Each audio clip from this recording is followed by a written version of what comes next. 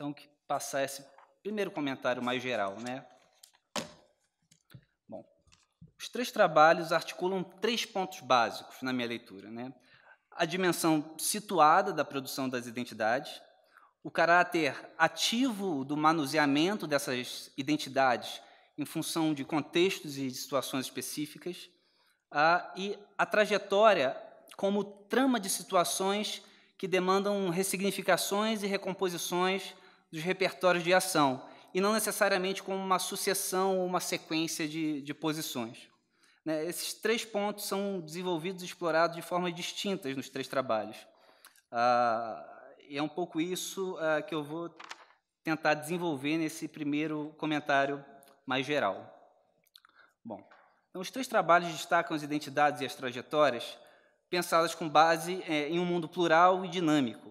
Nesse sentido, não se trata de tomar as identidades como pontos ou posições específicas, né, com fronteiras claras e bem delimitadas. As identidades são pensadas como produções situadas, atravessadas por uma gama relativamente variada de repertórios de ação, a partir das quais os autores interpretam, criticam, problematizam, enfim, agem no mundo. Né? De forma geral, os três trabalhos pretendem investigar como, em seus contextos específicos, os atores atribuem significados a si mesmos, mas, mais especialmente, a como os atores atribuem significados aos seus trânsitos por diferentes mundos, moralidades, esferas de sentido e de valor. Por outro lado, os três trabalhos também nos mostram como esses diferentes mundos e moralidades se conectam e se desconectam a partir dessas trajetórias identitárias específicas. Né? Nos engajamentos, nos negócios de impacto, trabalhado pela Samantha, nos processos de ressignificação de experiências de perigo de morte, através dessa criativa ideia de memória ectancial, como no caso do Vitório, e nos processos de reconhecimento de direitos de populações negras nos contextos de França e de Brasil, como no caso de Fábio.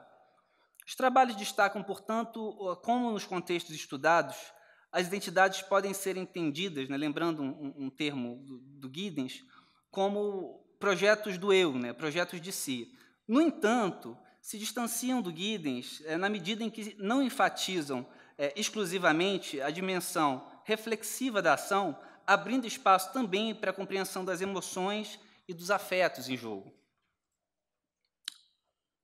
Além disso, né, a construção de si não é vista como um processo tão voluntarista e livre. As escolhas se dão em um campo de possibilidades mais ou menos delimitado, surgindo muitas vezes das fricções entre diferentes repertórios e ordens de grandeza, né, como no caso do trabalho da Samantha e do trabalho do Fábio também. Nessa chave, a própria ideia de trajetória não é pensada como um deslocamento entre pontos, como no modelo de uma carreira profissional, e sim como uma redefinição de si a partir das ressignificações demandadas por diferentes circunstâncias, situações e contextos.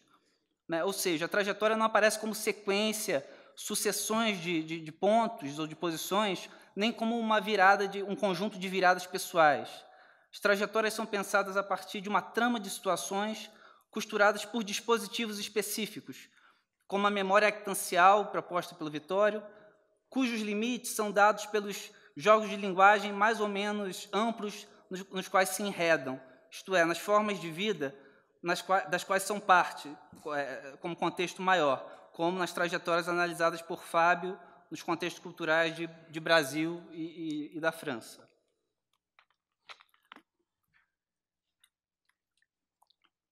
Nos três trabalhos, as trajetórias e as identidades não são pensadas em termos de... não se reduzem também a tramas de poder e de resistência. São pensadas a partir de justificativas, motivos, accounts, também emoções e afetos. São tramas que se esclarecem a partir da multiplicidade de sentidos que emergem de determinadas circunstâncias, situações e contextos. Nesse quadro, as mudanças de caráter individual se tornam sociologicamente relevantes, como a transição de empresários entre, vamos chamar assim, os negócios tradicionais e os negócios de impacto social, como trabalhado pela Samantha, ou os dilemas da reconstrução de si experimentados por PMs com corpos mutilados, como no caso do Vitório. Nesses trabalhos em debate, destaca-se especialmente as situações, como diferentes situações, diferentes contextos, produzem problematizações de si,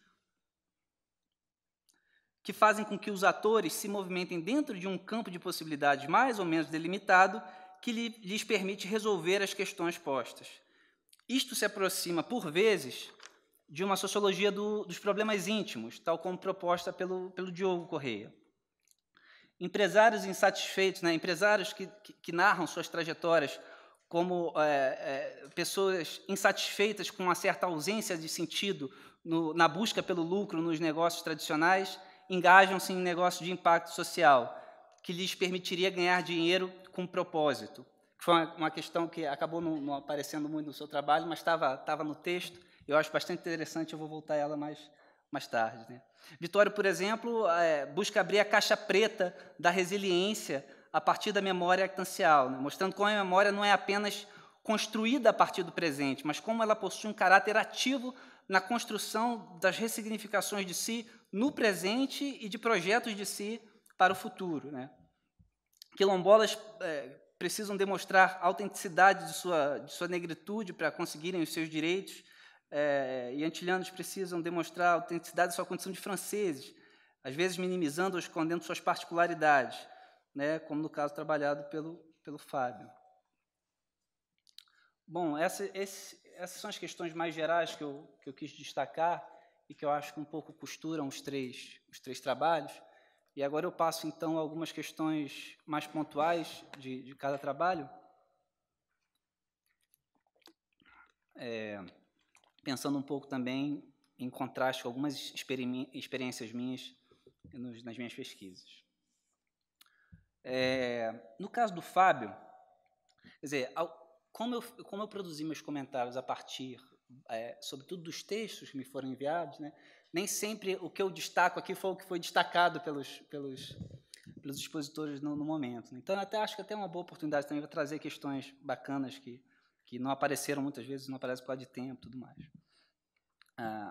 Agora, no caso do trabalho do Fábio, no texto tem um momento que eu achei muito interessante, que diz respeito aos antilhanos e como em alguns momentos eles trabalham com dois códigos diferentes, que aparecem muitas vezes em tensão.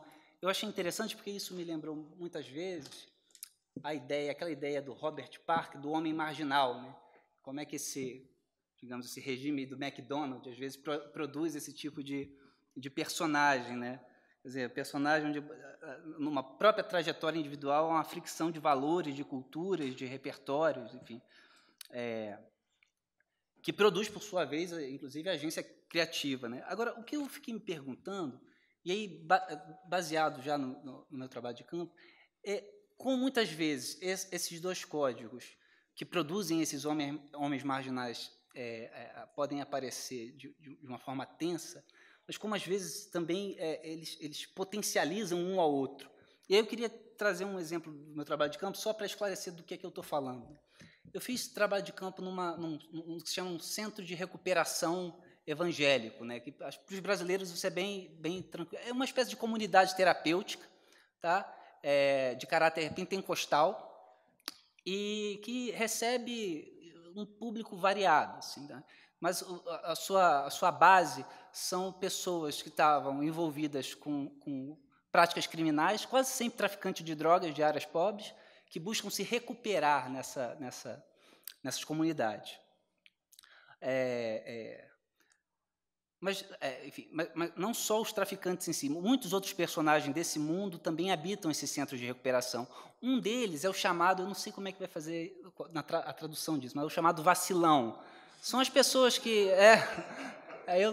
mas são as pessoas que, dentro do universo das periferias, sob o domínio do tráfico, sobretudo, por exemplo, são acusadas de ser estupradores, são acusadas de roubar dentro da favela, enfim, são os vacilões. Então, você teria uma distinção entre os bandidos, que seria uma categoria que portaria uma certa dignidade até, e os vacilões com uma certa indignidade.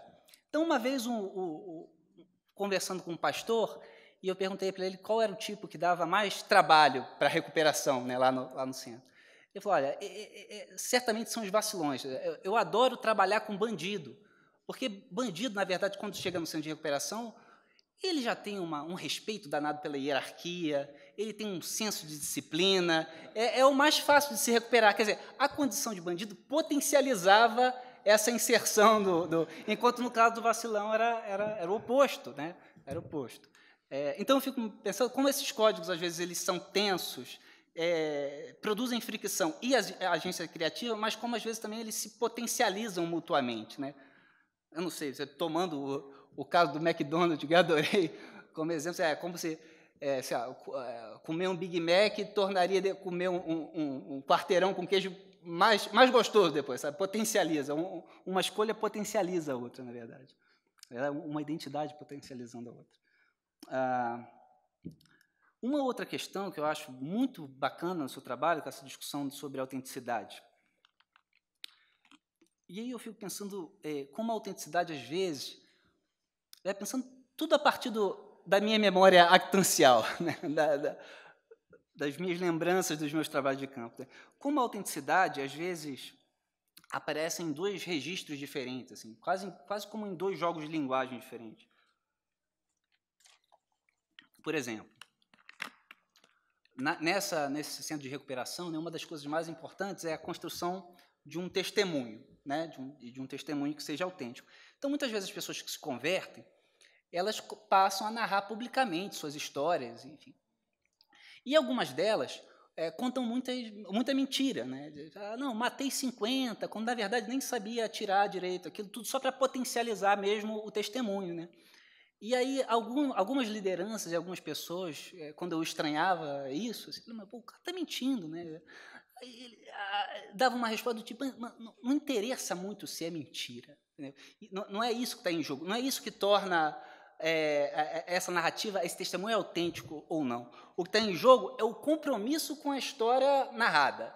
Se o cara está dizendo que mudou, então tem que se comprometer. A autenticidade está mais na tentativa de se tornar um caso exemplar, para retomar, do que na verdade, da verdade absoluta da história, o factual da história. Né?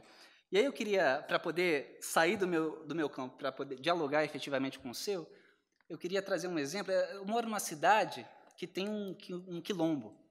É o quilombo Mariaconga. Não sei se você já ouviu falar, Mariaconga.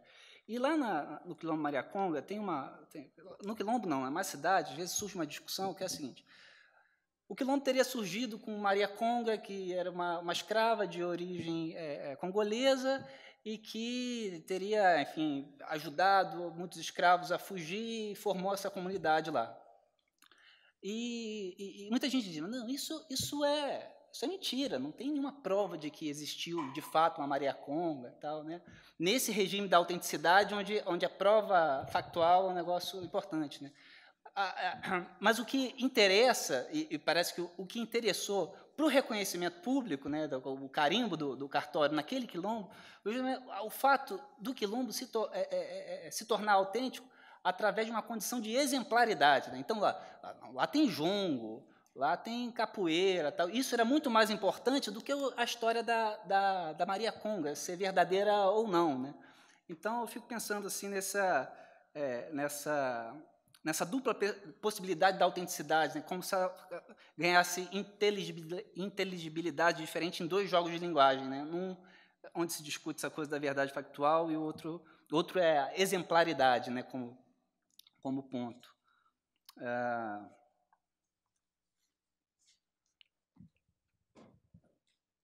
E aí, para terminar, uma coisa que eu fico pensando, a partir disso que eu estou te dizendo, é como é que um quilombo mantém esse compromisso com a narrativa construída, sabe?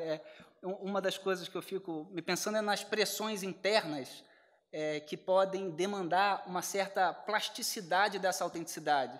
Sei lá,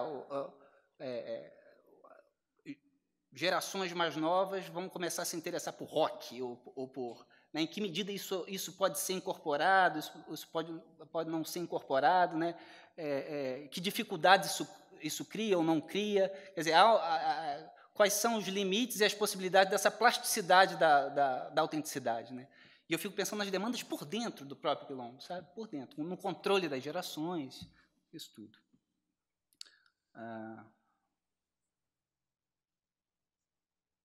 Muito bem.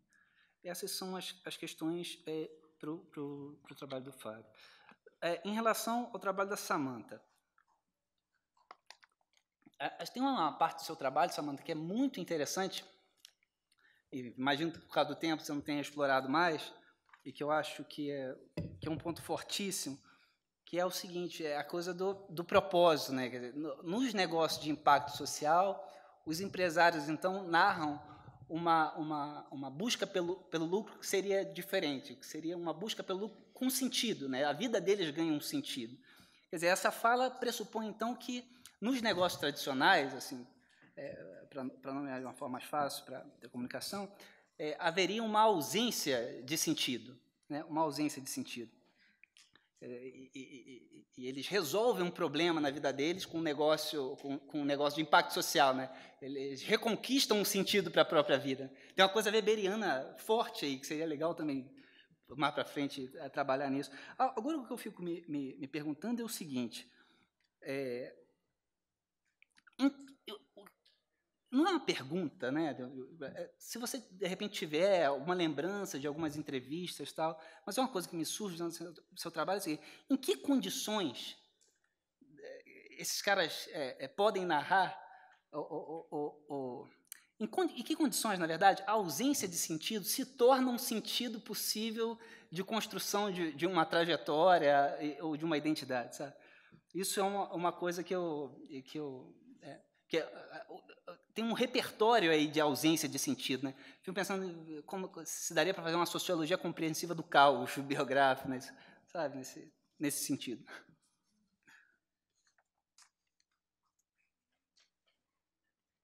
Tem uma outra questão importante em relação ao seu trabalho, que é uma coisa importante nessa dimensão dos negócios de impacto social, tem a ver com que você conseguir, né, convencer as pessoas, convencer os empresários, convencer essa gente a se engajar nesse mundo. E aí, uma coisa que se destaca, eu acho, né, se destaca no seu trabalho, é a questão da sensibilização, né? A sensibilização passa a ser uma competência importante para você conseguir trazer novos adeptos, enfim. E aí eu fico pensando, eu anotei aqui em separado, na verdade é esse, né? Por exemplo, eu fiz também pesquisa numa ONG parecida com essa de recuperação de egresso da cadeia, tudo mais, ressocialização, né, essa palavra que eles usam. E essa ONG ela tinha um corpo de pessoas que tinham saído do tráfico e que organizavam um projeto de empregabilidade, né, abrindo espaço em empresas para mais ex-detentos entrarem, né. E a estratégia de sensibilização delas era basicamente ir até os empresários e contar o seu testemunho, né, contar a sua própria história, né. O que eu fico muitas davam certo e muitas não davam, né? O que eu fico pensando é exatamente essa sensibilização como uma competência narrativa, sabe? E aí eu fico perguntando se o seu trabalho não aparece isso em algum momento, né? Quer dizer, saber falar o coração, sabe? Saber tocar o coração. Já não é mais números apresentando os lucros, as margens de lucros, mas saber contar uma história que atinja o coração, né? O órgão muda, né? Já não é mais o cérebro, mas é o coração. E aí eu fico pensando nessa dimensão importante da sensibilização, em que medida há uma gramática, né, que organiza isso, em que medida isso se torna mesmo uma competência desse universo social. Né?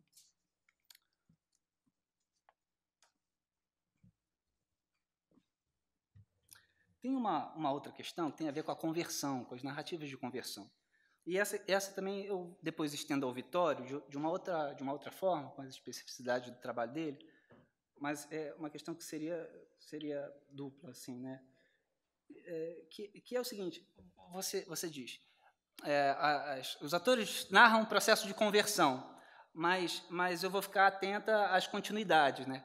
E eu fiquei me perguntando, mas por que não levar a sério a ruptura? Né? Por que não tentar também compreender a ruptura?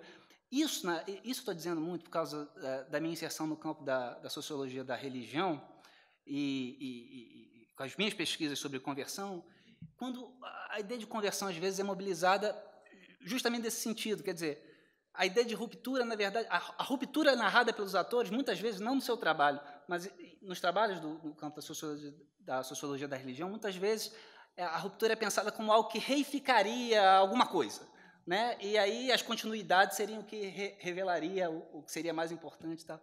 Mas por que não fazer uma sociologia compreensiva também dessa narrativa de ruptura?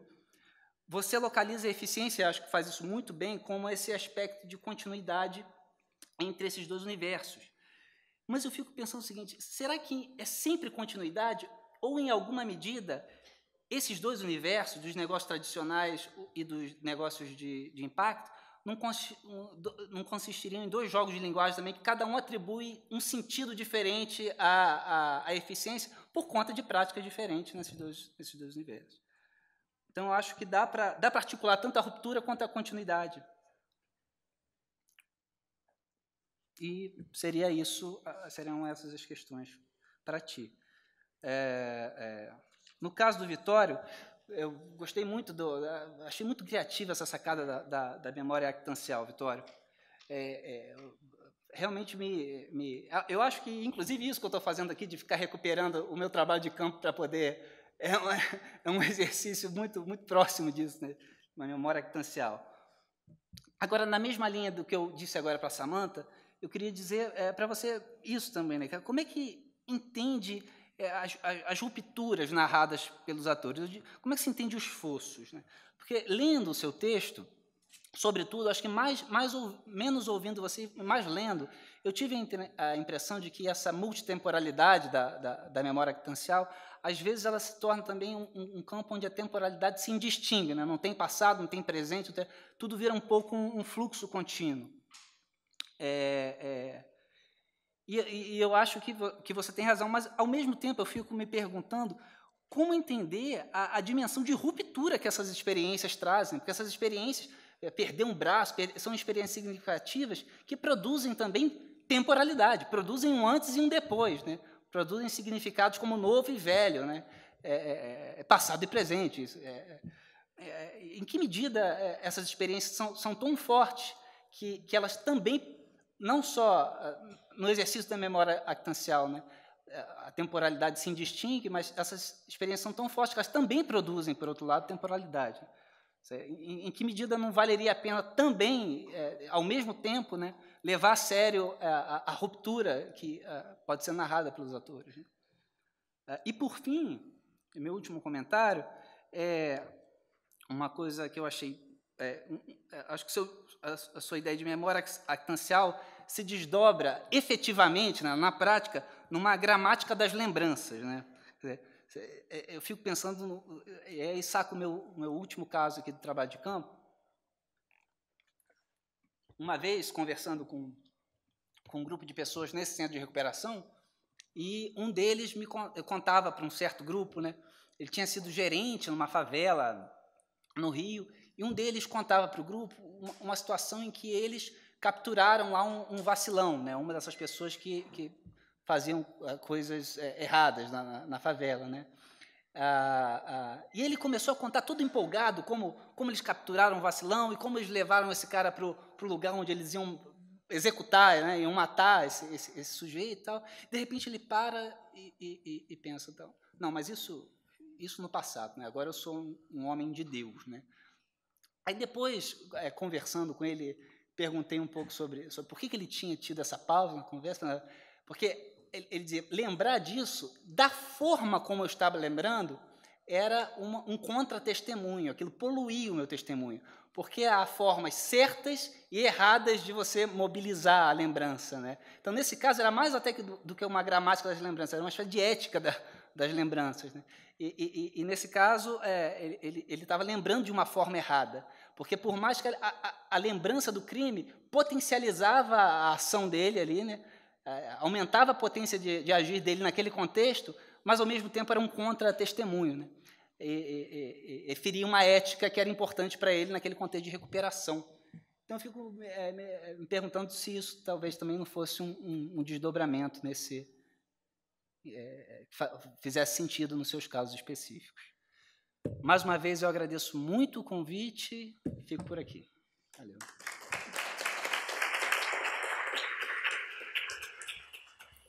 Bom, muito obrigado aí, César, pelos comentários aqui acerca dos 3 trabalhos apresentados. Agora, então, chegamos a um certo momento de indeterminação acerca do desenrolar aqui da situação. Eu pergunto para os meus colegas de mesa, vocês querem dar um retorno já à discussão aqui do César agora ou abrimos para questões do público? Alguma ideia? Boa pergunta. Vamos jogar para o público essa pergunta. Sacanagem. Não, eu tenderia aqui a solução da gente abrir para perguntas, né? Porque talvez aí engaje um pouco mais a participação do pessoal. Pode ser? Né? Então, ok, pessoal. Fica aberto aí caso alguém tiver já questões. Vamos fazer, então, o procedimento de uma rodada aí de 3 primeiro. Daí depois a gente continua. Bom, pega ligado. Bom, queria iniciar, na verdade, fazendo uma pergunta geral, que de algum modo concerne, eu acho que os 3 trabalhos, que eu acho que é um elemento comum aos 3, que eles falam da questão da identidade e da questão do self. E, de algum modo, eu acho que os 3 também mobilizam, com tradições diferentes, inclusive, o repertório teórico, conceitual, do pragmatismo, da sociologia pragmática, né? A despeito das controvérsias em torno do tema que vão ser discutidas, eu acho que amanhã e nos outros dias. Mas o meu ponto principal é que eu acho que vocês mostram a operacionalidade conceitual do sistema, ou de alguns, da sociologia pragmática como um todo, mas a minha pergunta é que me parece, pelo menos, que a sociologia pragmática, queria retomar aquele texto fundador, um dos textos fundadores da sociologia pragmática do Boltanski, sobre a denúncia pública. Nesse texto é interessante porque ele fala sobre a divisão que é feita, não a partir da sociologia, mas a partir dos atores mesmos, quando das análises das cartas que eram enviadas ao jornal Le Monde, e que um júri, né, fazia a divisão entre as causas que efetivamente concerniam a coletividade, e essas cartas tendiam a ser acolhidas pelo jornal, enquanto as cartas que não conseguiam, digamos assim, se dessingularizar, para usar a terminologia dele, elas eram reduzidas à dimensão do problema mental, ou seja, a pessoa era tida como incompetente ou como maluca, ou como pensando, não conseguindo se dessingularizar. Meu ponto fundamental é que eu acho que, de algum modo, a sociologia pragmática ela fez um pouco essa escolha de pensar, sobretudo, o público, o coletivo, o social, no sentido mais amplo. E aí eu acho que o trabalho de vocês supre um pouco esse conjunto de reflexões que eu acho que falta, que é mais relacionado à questão identitária. E aí a minha questão é, não tanto como a sociologia pragmática ela é interessante para o trabalho de vocês para pensar a questão identitária, mas em que medida pensar a questão identitária do self ajuda a reformular certos conceitos da sociologia pragmática.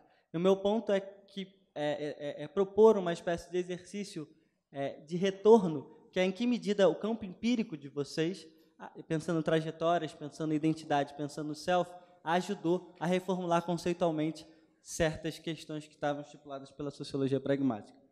E muito rápido agora, eu só queria, na verdade, falar uma coisa rápida com relação ao trabalho do Fábio, porque eu acho que uma outra grande questão, eu estou aqui meio que tentando fazer um advogado do diabo do pragmatismo, que é essa ênfase excessiva, tanto o pragmatismo quanto a sociologia pragmática tem, de pensar a dimensão criativa do agir, a dimensão produtiva e a competência dos atores e a sua capacidade reflexiva dentro de um contexto múltiplo de conseguir, digamos assim, fazer uma boa utilização, uma utilização produtiva e criativa dessa multiplicidade, seja a partir da questão identitária, etc. E uma questão que eu queria colocar para o Fábio é relacionada ao contrário. Queria trazer para pensar a incompetência de gerir essa multiplicidade, né? Pensar, por exemplo, eu penso, sei lá, contextos de pobreza material e simbólica, onde há pelo menos duas formas de escassez. A escassez quanto às possibilidades identitárias em jogo e a escassez relacionada à possibilidade de realização desses possíveis que aparecem.